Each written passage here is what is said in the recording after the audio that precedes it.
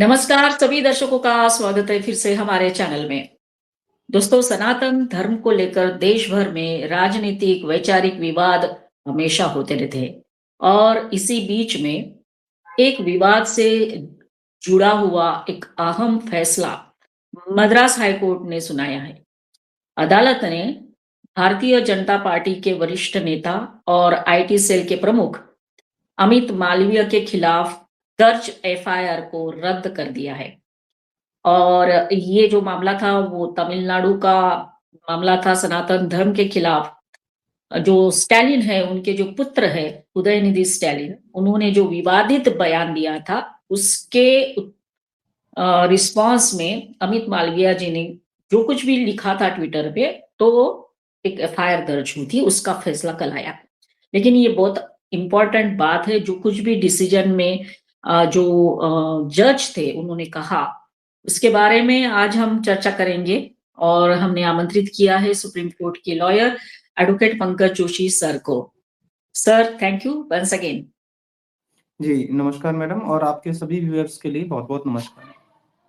Yes sir. तो ये जो फैसला आया है मद्रास हाईकोर्ट के जज ने जो दिया है, वो सर बहुत बड़ा फैसला है, या फिर हम ये कह सकते हैं कि उन्होंने जो कुछ भी कहा है अपने जजमेंट में, तो वो एक प्रकार से हम कह सकते हैं कि जो एमके स्टालिन है और उनके बेटे हैं, उनके लिए ये जबरदस्त झटका बोल सकते हैं हम लोग। नहीं, झटका तो है ही है, लेकिन साथ में हमें ये भी देखना होगा कि ये कुछ ऐसे क्षेत्रीय पार्टियों की जो सरकारें हैं, किस तरह से वो पूरे पुलिस के तंत्र को अपनी जेब में रखती हैं। और और जो बड़े-बड़े अधिकारी जो जॉब लगने से पहले मैं आईएएस हूँ, आईपीएस हूँ और बड़ी-बड़ी करते हैं और वो वहाँ कैसे इनके बिल्कुल दुम हिलाने की तरफ लगे रहते हैं कि इनको इनको ज़रा भी ये नहीं समझ में आता है कि हम कोई एफआईआर लॉन्च कर रहे हैं, तो वो केवल अगर किसी राज्य का क डिप्टी सीएम ने कह दिया, तो ज़रा भी कहीं लॉ एंड ऑर्डर के जो बेसिक प्रिंसिपल हैं, उनको भी देखा नहीं जाता है और तुरंत एफआईआर दर्ज करने के बाद तुरंत जो आगे जो लीगल प्रोसीडिंग है, उसको स्टार्ट कर दिया जाता है। यस। अब अभी ये जो ऑनरेबल कोर्ट ने जो हमारे मदुरई बेंच ने जब मद्रास हाई कोर्ट की मदुरई बेंच ने जब इसको भी 20 जनवरी को इस एफआईआर को क्वेश किया, तो उसमें ऑनरेबल जस्टिस एस श्रीमती इन्होंने ये स्पष्ट बार-बार ये चीज़ कहा कि एक ऐसी पार्टी जो लगातार हिंदुइज़्म के ऊपर पिछले 100 सालों से अटैक कर रही हो, जिसमें उन्होंने नाम लेते हुए द्रविड़ कजगम और डीएमके द्रविड़ मुनेत्र कजगम का नाम लिया कि जो आगे से इस तरह से करने वाली पार्टी है, जो लगातार ये है। और उदयनिधि स्टालिन के रिमार्क्स को भी उन्होंने इस बात को कहा कि मिनिस्टर का खुद ये जो रिमार्क्स है, वो हेट स्पीच के लिए है। तो उनके खिलाफ कार्रवाई करने की बजाय इन सभी पूरे सिस्टम ने उल्टा जो आईटी सेल के चीफ अमित मालवीय जी हैं, उनके खिलाफ एफआईआर दर्ज कर ली। उन्हें उन्हें प्रताड़ित कर रहे हैं, उन्हें इस तरह से कोर्ट में अपना समय जाया करना पड़ रहा है और अपनी सफाई देनी पड़ रही है। उसमें साफ इसमें ये जो तिरुचि पुलिस जो है जिसने ये एफआईआर लॉन्च जो 2023 में की, इन्होंने अपने इस तरह के बिल्कुल बेसिक प्रिंसिपल को भी नहीं किया। तो ऐसे सभी मामलों में बिल्कुल जो भी अधिकारी इस तरह के शामिल हैं, इनके खिलाफ भी कार्रवाई होनी चाहिए क्योंकि बिल्कुल कहीं भी कोई भी जो बेसिक चीज़ें हैं, उनको भी ना देखकर और ये सीधा बस एफआईआर दर्ज हो जाती है। वैसे एक आम आदमी जो होता है, वो एफआईआर दर्ज कराने के लिए दिनों-रात थानों के चक्कर लगाता है। ओ ओ तब नहीं होती है और कहाँ ये एक ऐसी जिसमें कि कोई ना कोई क्राइम है ना कुछ है। इसके लिए ऑनरेबल कोर्ट ने स्पष्ट कहा है कि जिस ऐसा पर्सन जिसने हू इनिशिएटेड द हेट स्पीच, तो उसके लिए तो कहीं भी जो लॉ है वो तो मोशन में आया नहीं। और उल्टा जिसने क्वेश्चन कर दिया, जिसने रिएक्शन दे दिया और उस रिएक्शन में भी कहीं भी ना उस पार्टी के अगेंस्ट कोई बात है, ना किसी उस मिनिस्टर के अगेंस्ट कोई बात है, केवल फैक्ट्स के आधारित केवल उन्होंने बात रखी, लेकिन उसके बावजूद भी एफआईआर हो जाती है। तो ये जो एक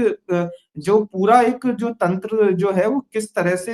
है, इसके बारे में हमारे इंटेलेक्चुअलों को भी सोचना होगा। जो सिस्टम को ओन करते हैं उन्हें भी सोचना पड़ेगा, और उस देश की जो और भारत की जो जनता है उन्हें भी सोचना होगा कि किस तरह से एक पार्टी जो है वो पूरे हिंदू रिलीजन के लिए और हिंदू लोगों के लिए और किस तरह से जो बयान देती है, क्योंकि ये जो चीज़ जो हो रही थी ये इसमें उन्होंने जो मद्रास हाई कोर्ट ने भी जो इस बात को कहा कि जो इरेडिकेट सनातन जो एक वर्ड यूज़ किया था उदयनिधि स्टालिन ने, तो मद्रास हाई कोर्ट ने इस पे स्पष्ट कहा कि जो सनातन ओजीपू जो वर्ड है, जो इरेडिकेट सनातन के लिए बोला है इन्होंने, तो उसमें उसका मीन भी यही ये निकल के आता है कि आप उसको मानने वाले जो भी लोग हैं, आप उनको एबॉलिश करने के लिए कर रहे हैं। तो ये जो पूरा जो सिनेरियो है ये इसीलिए इतना, और 2023 से आज 2000 आज 26 आ गया। किसी एक बड़े वरिष्ठ किसी कार्यकर्ता को, वरिष्ठ नेता को इस बात के लिए सजा मिल रही है कि उसने केवल ये आवाज उठा दी, और ये भारत देश के अंदर मतलब आप देख किस तरह से जो है सही बात कहना भी इतना वो है। इसलिए ये जितनी भी जो क्षेत्रीय पार्टियां हैं ये सिर्फ केवल कहीं ना कहीं जो है एक भारत देश के केवल सिस्टम को केवल अपने स्वयं के यूज करने के लिए बनी हुई हैं। तो ऐसी जो क्षेत्रीय जिनकी ना तो कोई विचारधारा है, ना कोई उस राज्य को लेके कहीं कोई विकास करने की कोई भावना है, केवल इनके विरोध में कोई बोले तो उसके लिए तुरंत एफआईआर दर्ज होगी और उसके अगेंस्ट कार्रवाई होगी। तो ऐसे लोगों को दरकिनार करना ही इस देश की खुशहाली का पहला रास्ता है। तो ऐसे जिनको राष्ट्र प्रेम से या राष्ट्र की विचारधारा से या बहुसंख्यक समाज से जिन जिन पार्टियों को कोई प्रेम ही नहीं है, उन्हें किस बात के लिए वोट जनता दे। तो ये जो चीज है ये भारत की जनता को समझनी होगी, और आगे इसमें जो क्या कोई कार्रवाई और अगर क्योंकि इस समय मालवीय जी खुद जब ये आया है तो इसके आगे अगर वो कहीं कुछ करना चाहते हैं तो लीगल प्रोसीडिंग उनके लिए भी ओपन है। वो चाहें तो वो भी अब इस जजमेंट आने के बाद वो कर सकते हैं। Yes sir. तो सर ये जो मामला है ये तो पूरा आई थिंक इट 23 का जो मामला है सर, कॉन्फ्रेंस भी देखो सर किस नाम से हो रही थी, सनातन एबॉलिशन कॉन्फ्रेंस था, जिसमें ये जो एम के स्टालिन के जो बेटे हैं उदयनिधि स्टालिन उनको बुलाया गया था और उन्होंने कहा था कि सनातन धर्म डेंगू या मलेरिया या कोरोना जैसा है और जिस तरह से हमने डेंगू मलेरिया को इरेडिकेट करते उसी तरह से वी हैव टू इरेडिकेट सनातन। ये उनका स्टेटमेंट था, भाषण के दौरान उन्होंने बोला था और उसके बाद काफी सारा बवाल पूरे भारत में हुआ। लेकिन सर बात आश्चर्य की ये है कि जिन्होंने इसके खिलाफ आवाज उठाई उसके ही खिलाफ में एफआईआर दर्ज हुई, ना ही ये उदयनिधि स्टालिन के खिलाफ की। और अभी जो इम्पोर्टेंट जजमेंट जज साहिबा ने दिया है उसमें उन्होंने इसको हेट स्पीच के अंदर कंसिडर किया है सर। हुँ। हाँ, ये जो कॉन्फ्रेंस जो थी जो 2 सितंबर 2023 के दिन की है, और इसमें तत्कालीन minister youth welfare and sports development ये तमिलनाडु के उदयनिधि स्टालिन ने जब एड्रेस करते हुए ये कहा कि और उसका क्लियरली नेम ही सनातन एबोलिशन कॉन्फ्रेंस, इसका हाँ। अपने आप में नाम ही इतना विचित्र है, और ऐसे विचित्र नाम पे लगातार तमिलनाडु स्टेट में इस तरह से कॉन्फ्रेंस होती है, और वहां पे जाके वहां का मिनिस्टर और इस तरह से वो खुद कहता है कि ये जो हिंदुइज्म है वो मॉस्किटोज, डेंगू, मलेरिया, कोरोना और तो इसके समान है and it should be eradicated. तो हम्म। आप ओपनली इस तरह से तो किस तरह की भारत देश के अंदर ही किस तरह की विचारधारा है, ये मतलब समझना ही जो संविधान की दुहाई देते हैं, कहा ये संविधान मतलब दिल्ली तक ही रहता है या दिल्ली से दूर जैसे जैसे नीचे के स्टेटों में जाते हैं वहां वहां पर जिन जिन विशेष दलों ने अपनी जो सरकारें बना रखी हैं वो केवल अपने फायदे के लिए संविधान की दुहाई देते हैं, वहीं उनके लिए अगर कहीं कोई दूसरी विचारधारा की बात आ जाती है तो उसके कार्यकर्ताओं के लिए और उनके लिए कहीं वो एक बेसिक प्रिंसिपल जो रहता है रूल ऑफ लॉ का उसको उसको भी नहीं फॉलो कर पा रहे हैं और साथ-साथ उसी प्रांत के उसी राज्य के जो बहुसंख्यक समाज है उसकी उसकी विचारधारा को भी वो नहीं मानते हैं। तो इन लोगों की तो जो जितना भी जो इनके पास जो पैसा आ रहा है उसकी जाँच होनी चाहिए कि इनको फॉरेन से फंड मिलता है या किसी किसी क्रिश्चियन कंट्री से फंड मिलता है या कहाँ से कौन लोग हैं जो इनको पैसा दे रहे हैं।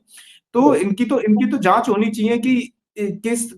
क्योंकि कोई भी पॉलिटिकल पर्सन तब तक इतना बड़ा बयान नहीं दे सकता है जब तक उसे कहीं न कहीं कोई कोई या तो उसके अंदर या अगर हेट स्पीच है जैसा कि ऑनरेबल कोर्ट ने कहा है, तो निश्चित तौर पे उसके अगेंस्ट कार्रवाई होनी चाहिए। और अगर हेट स्पीच नहीं है केवल किसी के द्वारा कहने पे बोला गया है तो कहीं न कहीं कोई पैसे का कहीं कोई लेन-देन है या कहीं कोई करप्शन का इस तरह से भी है। लेकिन ऑनरेबल कोर्ट ने स्पष्ट कहा है कि लगातार इस पार्टी की और इसकी विचारधारा जो है वो हमेशा से इस तरह की रही है। तो ऐसी पार्टियाँ किस तरह से सस्टेन कर रही हैं, ये भी सोचने वाली बात है कि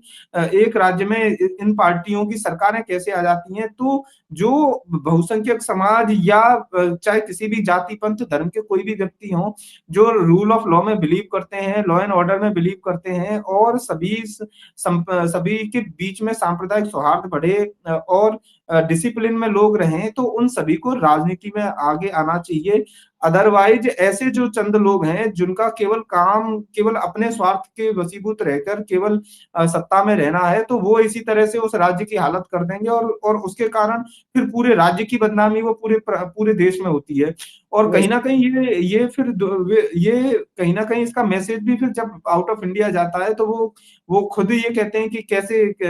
लोग हैं, ये खुद अपने अपने धर्म पे, अपने पंथ पर ही इनको भरोसा नहीं है। तो ऐसे कुछ चंद जो पॉलिटिकल लोग हैं, वो पूरे माहौल को खराब कर देते हैं। Yes sir. सर हाईकोर्ट ने और एक पॉइंट बहुत इंपॉर्टेंट बोला है, माननीय हाईकोर्ट ने, उन्होंने कहा है कि no case has been filed against the minister for hate speech in Tamil Nadu, दो some cases have been filed in other states. तो ये भी बहुत बड़ी बात है सर, किसी की भी हिम्मत नहीं हुई कि तमिलनाडु में एफआईआर दर्ज हो। जिस तरह से ममता बनर्जी के खिलाफ कोई आवाज उठाने के लिए हिम्मत नहीं करता, उस तरह से ये भी अब ऐसा लग रहा है सर, जिस तरह से माननीय हाईकोर्ट ने बोला है। बिल्कुल, ये जो क्षेत्रीय दल हैं, ये जिस भी राज्य में अपनी सरकार बना लेते हैं, वहाँ इस तरह से ये एक शासक के तौर पे अपना अपना राज्य को की मशीनरी को पूरी तरह से हैंडल करते हैं और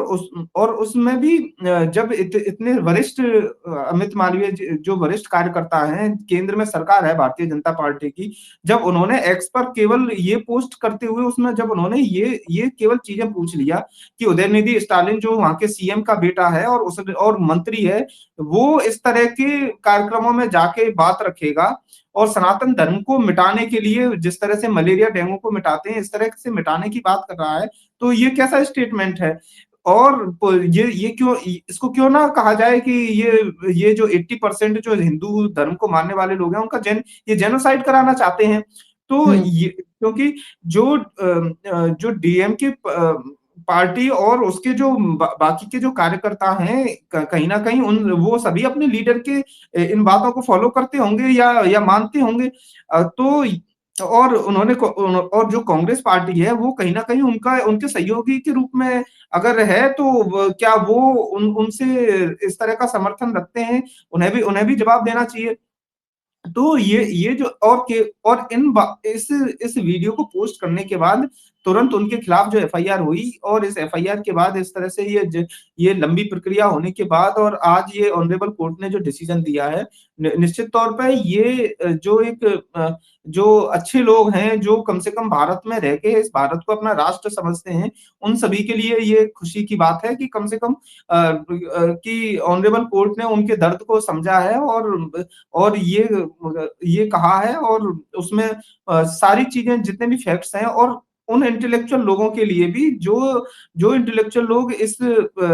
क्योंकि ये जो हो भी रहा था, ये वहाँ के प्रोग्रेसिव राइटर फोरम जो था उनके द्वारा हो रहा था, तो ऐसे-ऐसे विचित्र नाम लेके आते हैं और उसके बाद जहाँ उन कार्यक्रमों को देखो तो इस तरह के कार्यक्रम हो रहे हैं कि जो बिल्कुल एक धर्म विशेष को टारगेट करके होते हैं। तो जो तमिलनाडु प्रोग्रेसिव राइटर्स फोरम में जो लोग भी शामिल हैं, इनके इनके इनके अगेंस्ट और ऑनरेबल जो मिनिस्टर है, उनके अगेंस्ट कार्रवाई पुलिस को करनी चाहिए कि वहां पर उस मंच का उपयोग करते हुए किस तरह से इतनी इतनी बड़ी बात और इतना बड़ा मैसेज पूरे देश के लिए बोला है। तो कहीं न कहीं वहाँ पर जो भी संघ के कार्यकर्ता या भाजपा के कार्यकर्ता जिनके खिलाफ इस तरह से हिंसा होती है, तो कहीं न कहीं उन सब में ऐसे ही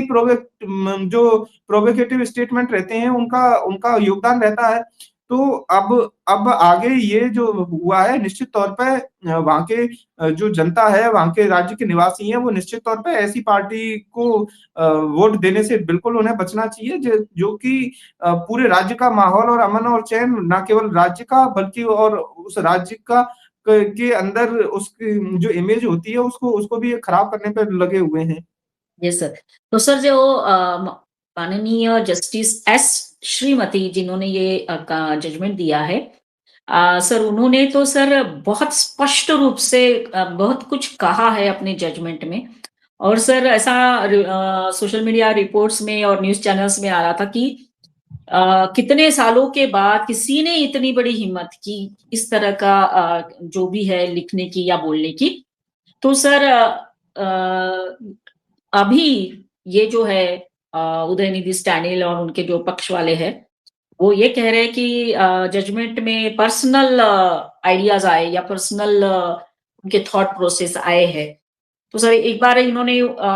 जी.आर. सुब्रमण्यम जो जस्टिस है, उनके खिलाफ इम्पीचमेंट लाया था जैसे ही उन्होंने डिसीजन लिया था। तो सर ये लोग कहाँ तक जा सकते हैं, ये अभी इस जजमेंट से भी पता चलता है। क्योंकि अदालत ने सर जब मैं पढ़ रही थी तो ये भी कहा कि बहुत पीड़ा के साथ दर्ज करती है, इस तरह के शब्द है कि व्यक्ति घृणा भाषण की शुरुआत करता है, उन्हें छोड़ दिया जाता है और जो उस घृणा भाषण पर प्रतिक्रिया देते हैं, उन्हें कानून की मार झेलनी पड़ती है। तो इतनी पीड़ादायक ये घटना है, इस तरह का एक उन्होंने कहा है सर। तो सर अभी जो आ रहा है सो क्या आपको लगता है कि जो जिन्होंने ये जजमेंट दिया है उनके खिलाफ ये लोग सेम बोलेंगे, इम्पीचमेंट लाएँगे क्योंकि अभी आने वाले दिनों में फिर से लोकसभा का सत्र शुरू होगा? इस बार तो ख़ैर उम्मीद नहीं है क्योंकि वो हमारे माननीय गृह मंत्री जी अमित शाह ने जिस तरह से इस मामले को हैंडल किया और संसद में भी जिस तरह से उन्होंने इन सारी क्षेत्रीय दलों को, साथ-साथ कांग्रेस पार्टी को और साथ में शिवसेना के उद्धव ठाकरे जी को भी पूछा कि आप किस तरह से वहाँ पर संसद में इस साथ में तुरंत चले गए वहाँ पर और डीएमके पार्टी के साथ गए और जस्टिस स्वामीनाथन के खिलाफ कैसे चले गए? आप लोगों ने कैसे साइन कर दिए? हिंदुत्व के अगेंस्ट आपकी आइडियोलॉजी कैसे हो गई? तो ये सवाल जो था, वो माननीय गृह मंत्री जी ने पूछा था और साथ में इस मैटर में भी ऑनरेबल कोर्ट ने उस आयोग का जो स्टेटमेंट था और उसमें जो उसने एफिडेविट के तौर पे दिया था, उन्होंने उसके लिए इस बात को कहा है तो आयु ने कहा है कि the governor and BJP can speak about Sanatan, then why can not the minister speak about Sanatan? और उसमें भी कोर्ट ने पेन लिखते हुए ये आयोग के स्टेटमेंट में जस्टिस श्रीमती जी ने कहा कि कम से कम एक जो जो इन्वेस्टिगेशन ऑफिसर है उसे तो किसी भी तरह से पॉलिटिकल नहीं होना चाहिए। ये वो जो पूरा जो उसका जो फाइल उसने किया है वो पूरी तरह से पॉलिटिकल उसमें देते हुए उसको फाइल किया है। तो कहीं न कहीं ये एक वरिष्ठ इंटेलेक्चुअलों को, वरिष्ठ पत्रकारों को और देश के जो संविधान को जानने वाले लोगों को एक इस बात पे कहीं न कहीं चिंतन-मनन करना होगा कि अगर इसी तरह से चीज़ें होंगी तो संविधान का तो कहीं लागू होना ना होना तो सारी चीज़ें जब आप बेसिक रूल को ही फॉलो नहीं कर रहे हैं तो आप किस तरह से करेंगे? किसी पार्टी की सत्ता में सरकार आती है, चली जाती है, लेकिन जो जो कम से कम देश के निवासी हैं, अगर वही सुरक्षित नहीं रहेंगे, अगर उनकी आइडियोलॉजी या उनके उनके विचार को ही नहीं माना जाएगा तो कैसे? और उसमें सिस्टम में अगर ऐसे लोग जो हैं वो अगर ऐसे महत्वपूर्ण पदों पे इन्वेस्टिगेशन ऑफिसर जो बनेंगे और उसके बाद वो कहीं भी कोई डिसीजन नहीं ले सकते हैं, वो केवल नौकरी बचाने के लिए ही लगे हुए हैं, तो कि फिर क्या फ़ायदा रह गया है ऐसे लोगों का भी उसमें उन्हें रिज़ाइन तो खुद ही रिज़ाइन कर देना चाहिए जब वो इस तरह के प्रेशर नहीं झेल सकते हैं तो। यस, फिर क्यों फिर क क सारे नियम और कानून क्या केवल गरीब जनता या जो आपके धौंस में आ जाए केवल उन्हीं के लिए रह जाएँगे? ऐसे महत्वपूर्ण पदों पे बैठने वालों के लिए क्यों क्यों उनका कानूनों को फ़ॉलो नहीं करा पाते हैं? तो यस, ये कहीं न कहीं जो और लोग हैं जिन्हें देश से प्रेम है और जो चाहते हैं कि देश में कम से कम ब ब चीज़ें सही तरह से लागू हों और वहाँ की जनता तो निश्चित तौर पे अब जिस तरह से लगातार डीएमके पार्टी ने उस राज्य का जो माहौल खराब किया है, तो निश्चित तौर पे वहाँ की जनता जो है, वो भी इनको कब तक सत्ता में रखती है, वो स्वयं भी इस बात को सोचेंगे, समझेंगे कि हमें ऐसी पार्टी को सत्ता में लाना चाहिए कि नहीं लाना चाहिए, जिसकी वजह से ये क्योंकि आप पूरे देश से बिल्कुल अलग जाके ही अपनी विचारधारा चलाएँगे, आइडियोलॉजी चलाएँगे, तो उसका कोई मायने नहीं है। त त तमिलनाडु में जो आप अपने आप को सेपरेशन कभी लैंग्वेज के नाम पे करते हैं। माननीय प्रधानमंत्री मोदी जी ने सबसे पहले लैंग्वेज को प्रायोरिटी देते हुए चाहे यूपीएससी का एग्ज़ाम हो, अन्य एग्ज़ाम हो, उसमें तमिल लैंग्वेज को प्रेफ़रेंस देते हुए और उन्हें एक साथ रखा कि आप केवल इंग्लिश को क्यों वरीयता देते हैं, तमिल को क्यों नहीं देते हैं? आप अपनी उन आप उसमें वहाँ के निवासी जो हैं उनकी उनकी विचारधारा को भी तो समझिए। उसके नाम पे आपने जिस तरह से क्रिश्चियनिटी को प्रमोट कर रहे हैं या क्रिश्चियन स्कूल कॉलेजों को प्रमोट कर रहे हैं और भारत के हिंदुइज़्म के अगेंस्ट जिस तरह से जाके आप अपनी चीज़ों को ले रहे हैं, तो वो कहीं न कहीं इन सारी जो आ रही हैं बातें इसमें कहीं न कहीं क्योंकि डीएमके पार्टी को लगता है कि हम हिंदुइज़्म के खिलाफ बोल लेंगे तो हम बच जाएँगे। तो ये वहाँ की जनता भी इन्हें जब कठोर संदेश देगी वोट के जब जब वोट ना देकर तब उन्हें और बेहतर ढंग से समझ में आएगा कि आज आज हम क्या क्या कर रहे थे कि किसी कुछ विशेष वोटों के लालच में या विशेष किसी चंदे के लालच में या किसी विशेष उनके लालच में क्योंकि हिंदुइज्म के लोग जो हैं वो अपनी जीवन शैली जीते हैं, अपने एक डिसिप्लिन में रहते हैं। वो राजनीति की तरफ जब नहीं भागते हैं, एक एक एक षड्यंत्र के तहत ना किसी के खिलाफ जाके कहीं कोई बात कर पाते हैं, तो उसका इनके जो अच्छी चीज़ें हैं, उनका मिसयूज़ इस तरह के जो पॉलिटिकल पर्सन है वो करते हैं और सत्ता में आने के बाद ये जिस तरह से सत्ता का भी दुरुपयोग कर लेते हैं, तो उसी के कारण ये सारी चीज़ें जो है वो आती हैं और उसके कारण कई जो भी और वरिष्ठ लोग हैं या और उनको जो सामान्य नागरिक हैं, उन्हें फिर पीड़ा पहुँचती है। Yes sir. तो सर हम अंत में यही कहेंगे कि माननीय हाईकोर्ट के माध्यम से पूरे देशवासियों को पता तो चला कि किस तरह से जो भी तमिलनाडु में हो रहा है और एम के स्टालिन और उनके बेटे जो कर रहे हैं उसके बारे में। लेकिन साथ-साथ सर ये बहुत बड़ी बात कही है माननीय हाईकोर्ट ने कि पिछले लगभग 100 वर्षों से द्रविड़म कड़गम और उसके बाद द्रविड़म मुनेत्रम कड़गम द्वारा हिंदू धर्म पर लगातार हमला किया गया। तो ये एक बहुत बड़ा स्टेटमेंट माननीय हाईकोर्ट ने दिया है। तो अब आगे क्या होगा ये तो पता नहीं, लेकिन सर यही कहेंगे कि इस बहाने हम सबको पता चला कि 100 सालों से तमिलनाडु में क्या हो रहा था। तो सर हम आपको धन्यवाद देना चाहेंगे। आप हमारे साथ जुड़े और इस बात के ऊपर चर्चा की। सभी दर्शकों को कहेंगे कि ये वीडियो ज़रूर लाइक करिए, कमेंट करिए, शेयर करिए और हमारे चैनल को सब्सक्राइब करते रहिए। धन्यवाद सर। जय हिंद, वंदे मातरम। जी, आपने मुझे समय दिया इसके लिए भी आपका बहुत-बहुत धन्यवाद। जय हिंद, वंदे मातरम।